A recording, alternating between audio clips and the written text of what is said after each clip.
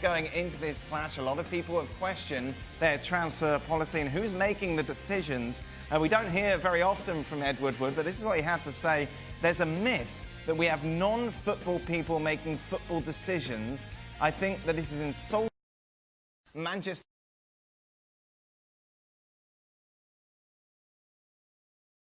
Manchester United taking on Liverpool. United fans know it by now, don't they? This is their worst start to a Premier League season ever. They sit 12th going into this clash. A lot of people have questioned their transfer policy and who's making the decisions. We don't hear very often from Ed Woodward, but this is what he had to say. There's a myth that we have non-football people making football decisions. I think that this is insulting to the brilliant people who work on the football side in this club. Player recommendations and decisions are worked on by this department and by the first team manager and his staff, not by senior management. He's picked a weekend to come out fighting, hasn't he? Yeah. When they're playing Liverpool. And they're probably the most, what would I say, the odds are probably the most against them that they have been in a long, long time. Look, there might be some sense in what he's saying, but indirectly he's affecting the football decisions. Because I'll give you an example.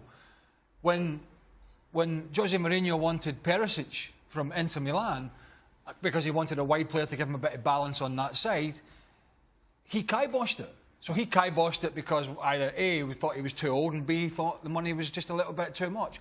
So effectively, he is still making, him and the Glazers are still making decisions. They may not be pinpointing the players, but ultimately it's like their decision if that player comes or not. He's basically thrown them all under the bus, isn't he? It's like, well, it's not my fault.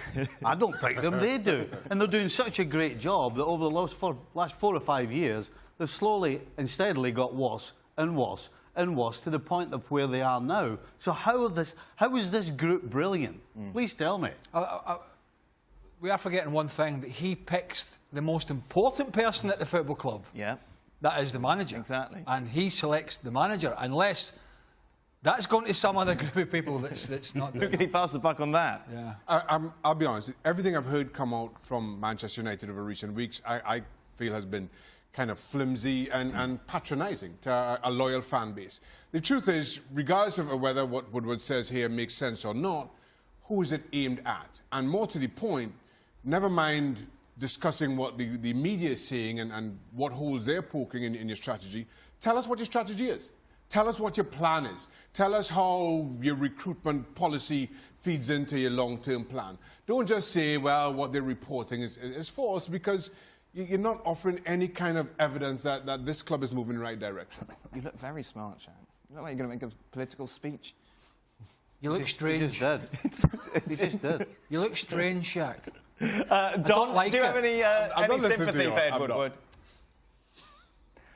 I don't really. I mean, listen, his statement has tried to be a strong one, as Craig said, in a weekend where they need to come out fighting. But at the same time, the boys are spot on. You know, Ed Woodward was the man that's employed the managers that he's then sacked. So it's a real strange one in terms of what is the desired effect. Is it effect in the fans to try and get them on side? Is it trying to give the team a jolt on the pitch? It's all just a bit sporadic and all of it just as though Ed Woodward, and especially Ollie after his comments after the Newcastle game, all just seems a little bit of waffle, and nothing even makes any sense that's coming out of United at the moment.